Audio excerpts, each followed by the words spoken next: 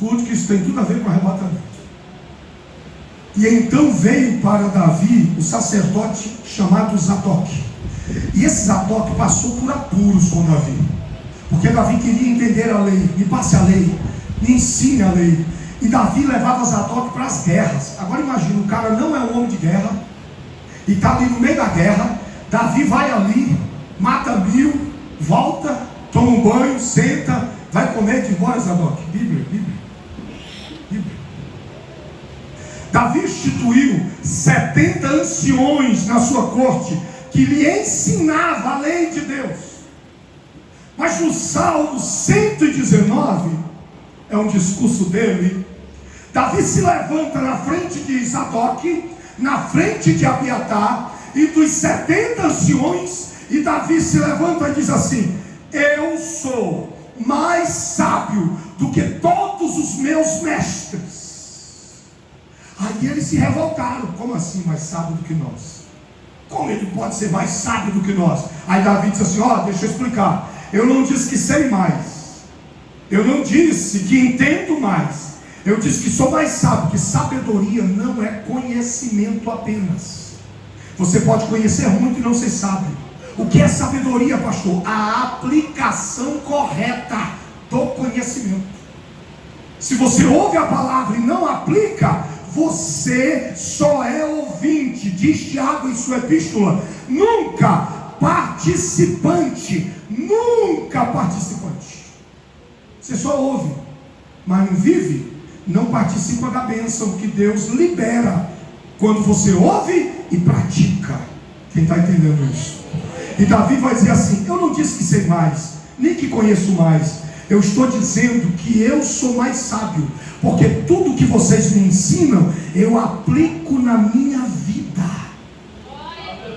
Eu aplico no meu coração. Isso é importante, porque tem muita gente que sabe muito, mas vive pouco. Não vive o que sabe. Mas Davi está dizendo: tudo que vocês me ensinam, eu pratico, e por isso vocês detêm o conhecimento, mas em mim habita a sabedoria. Aí ele dá um grito e diz: pois como purificará o jovem o seu caminho? Andando segundo a tua palavra, Senhor. Aí ele diz: lâmpada para os meus pés é a tua palavra, luz para o meu caminho. Por isso eu peguei a tua palavra, Senhor, e coloquei no meu coração para não pecar contra ti. Irmãos, quando Davi faz essa declaração, eu tenho a impressão de que Deus no céu, no seu trono, se alegrou muito. Sabe por quê? Porque Davi entendeu a vontade de Deus. A vontade de Deus é que a palavra estivesse no coração do povo no Sinai. Você lembra? Mas como o povo não quis, Deus teve que botar numa pedra, e a pedra dentro de uma caixa. Mas Davi está dizendo: Deus, eu entendi que o lugar da tua palavra não é em pedra, nem guardado em caixa. O lugar original da tua palavra é no meu coração. Então eu peguei a palavra da pedra, tirei da caixa e botei no lugar certo. Aí Deus bradou: achei Davi, o homem segundo o meu coração.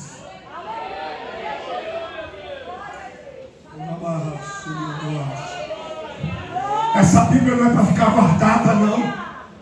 Essa Bíblia que você carrega para cima e para baixo aí, não é para ficar na prateleira, nem guardada, e nem só um instrumento para você não ser criticado. Deixa eu levar minha Bíblia, senão os irmãos vão dizer: cadê tua Bíblia, crente? Não, ela é para sair das páginas e ser colocada aqui, ó. Aqui é o lugar original dela, é no seu coração. Enquanto essa palavra estiver só na sua mão, pouca eficácia. Mas se você colocar no coração, se prepare. Deus vai olhar para você e vai dizer: ele entendeu, ela entendeu o lugar da palavra, e você será um homem e uma mulher segundo o coração de Deus. Não porque você é perfeito, mas porque você ama a palavra. E o que isso tem a ver com preparação? A trombeta. Quando Deus toca a trombeta e manda o povo subir, só tem um preparado, e ele ainda está com medo. Moisés, só ele preparado. E a igreja de Deus? Você lembra que toda a preparação é 2 dias e no terceiro dia a revelação? Diga, 2 dias para preparar-se, 1 dia para a revelação. É sempre no terceiro dia, sempre. A igreja vive isso agora, porque nós estamos nos primeiros 2 dias. Nós estamos nos 2000 anos após a morte de Jesus. Lembre-se que o próprio Jesus vai dizer, Moisés também, Jesus vai ratificar isso, que um dia para Deus é como 1000 anos. 1000 anos. Então, se nós colocarmos isso na tipologia bíblica, o primeiro dia é 1000 anos, o segundo dia, 2000 anos. 2 dias, 2000 anos para preparação. E no terceiro dia, o toque do shofar e a igreja encontrando com o esposo. O toque do primeiro shofar eu ouço todo dia quando ligo a televisão no jornal. Morte, guerra, rumores de guerra, morte, guerra. A mãe matou o filho, o pai jogou a filha de 5 anos do 18º andar porque não queria ter mais cuidado com ela, inventou que a menina caiu. Isso é todo dia, toda hora, está ficando comum. Jesus disse, quando vocês ouvirem de guerra, rumores de guerra, isso ainda é o princípio das dores. Então, haverão terremotos em vários lugares. Tem terremoto acontecendo, irmãos, agora quase todo dia, devastando nações inteiras. Ele diz, e maremotos, você lembra da tsunami? Matou 340 mil pessoas em 1 hora na Indonésia. É os sinais, é o toque da primeira trombeta. Que trombeta é essa? A da preparação. Quando essa trombeta tocava, o sacerdote dizia, prepara-te, ó Israel. Você lembra que quando Jesus vai falar sobre as 10 virgens, em Mateus capítulo 25, Jesus vai dizer assim, e à meia-noite ouviu-se um grito. Aquele grito é a segunda trombeta. Sempre há sinais antes da revelação. Jesus vai dizer então, mas isso é o princípio das dores. Ele vai contando e dizendo, mas isso é só o princípio, ainda não é o fim, ainda não é o fim. Aí ele diz assim, então aparecerão homens vaidosos, amantes de si mesmo. E assim como foi nos dias de Noé, onde as pessoas comiam, bebiam, casavam-se e davam-se em casamento, assim será antes da volta do Filho do Homem, mas ainda não é o fim. Aí começa mais uma etapa. Nós vivemos em um tempo assim. Quando Jesus diz comer e beber, a palavra ali não é bebida alcoólica. Comer e beber ali é uma expressão judaica para alguém que está despreocupado. Gente que está ocupada com as coisas do dia a dia, mas está despreocupado quanto ao céu.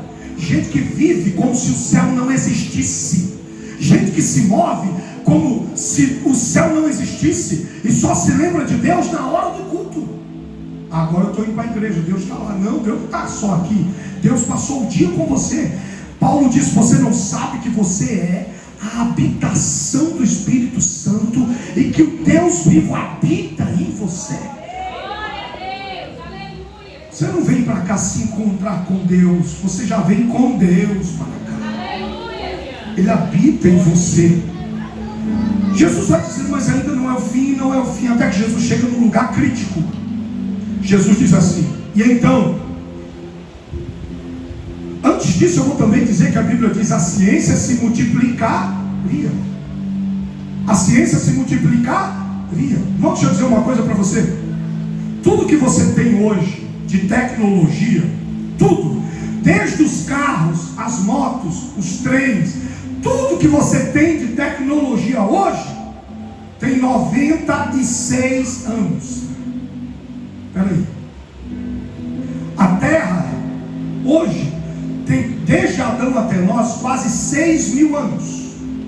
Mas tudo que nós temos de tecnologia, tem menos de 100 anos. Você lembra que o anjo Gabriel disse a Daniel que um dos fortes sinais do tempo do fim é que a ciência se multiplicaria. Pastor, o que é que o senhor está dizendo? Que há 100 anos atrás os meios de locomoção eram os mesmos do tempo de Abraão. Que o que você vê aí de carro, trem, avião, tudo que você vê aí tem menos de 100 anos. O primeiro computador feito em 1927 cabia em um prédio de 18 andares, cheio de válvulas, com uma pequena tela, e tinha na memória 3 megabytes. Era um prédio de 18 andares com uma tela ali. Hoje no seu celular você tem o equivalente àquele computador 1.300.000 vezes mais potência. E de 1927 para cá, toda a tecnologia que você carrega aí tem menos, no celular por exemplo, tem menos de 40 anos. Quem vem chegando agora tem a sensação de que isso sempre existiu, mas não, porque é um sinal.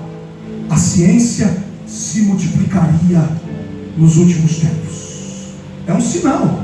Por isso Jesus fica dizendo: fiquem apercebidos, fiquem apercebidos, fiquem apercebidos. Vocês precisam estar atentos, porque senão acontece com comer e beber. Você vai fazendo as coisas do cotidiano e vai esquecendo do que é importante. Por fim Jesus vai dizer assim, ó, e para mim, particularmente para mim, não estou entrando aqui em méritos escatológicos, para mim particularmente, esse é o último sinal que Jesus diz. Porque Jesus diz assim: e por se multiplicar a iniquidade, o amor de muitos esfriaria. Aí ele diz: então virá o fim. Irmãos, isso é crítico, porque a maioria de nós não tem entendimento do que Jesus está dizendo.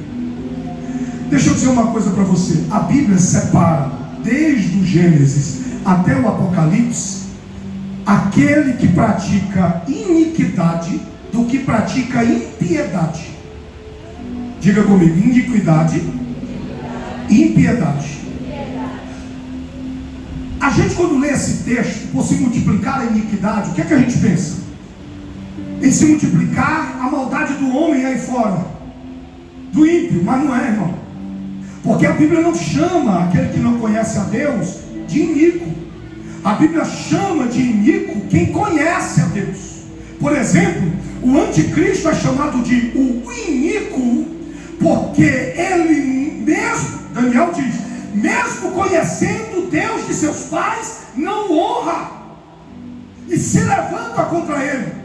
Quem está perdido sem Jesus lá fora, a Bíblia chama de ímpio. Praticando o pecado do ímpio é chamado de impiedade. E o que é iniquidade na Bíblia? Pasmem, pecado de crente.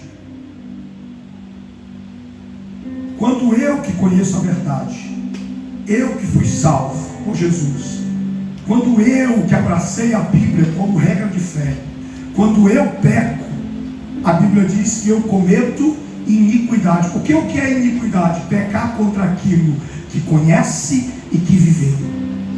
O ímpio não pode praticar iniquidade.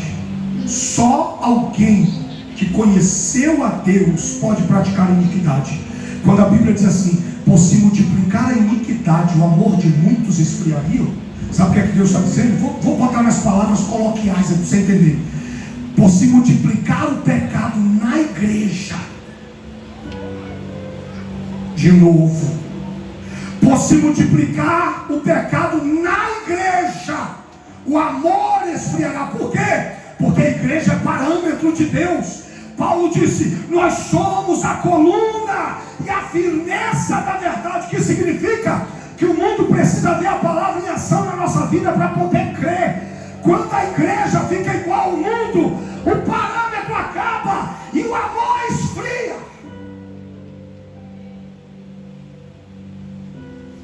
Esse é um sinal terrível, porque o que Jesus está dizendo é isso, e ele vai acompanhar. então se levantará a apostasia. E a apostasia está em 2 níveis na Bíblia: a apostasia da fé e a apostasia da doutrina. E Paulo disse que a vida dele toda foi lutando com aqueles que apostataram da doutrina. Pastor, e os que apostatam da doutrina, por que são diferentes do que apostata da fé? Porque o que apostata da fé vai embora, se desvia. O que apostata da doutrina fica dentro da igreja. O pastor vai para o culto de doutrina, ensina a palavra e diz: eu acho que não é assim não. Eu não acredito que Jesus quis dizer isso. Eu penso que Jesus queria dizer isso. Aí começam a se levantar contra a verdadeira palavra, criam caminhos, facilidades. Aí Paulo vai dizer: seduz o coração de alguns, dá trabalho ao pastor, dá trabalho à congregação, porque está enfermando a todos. Por quê? O apóstata da fé vai embora, mas esse fica dando trabalho. Como dizia meu pai, esse miserável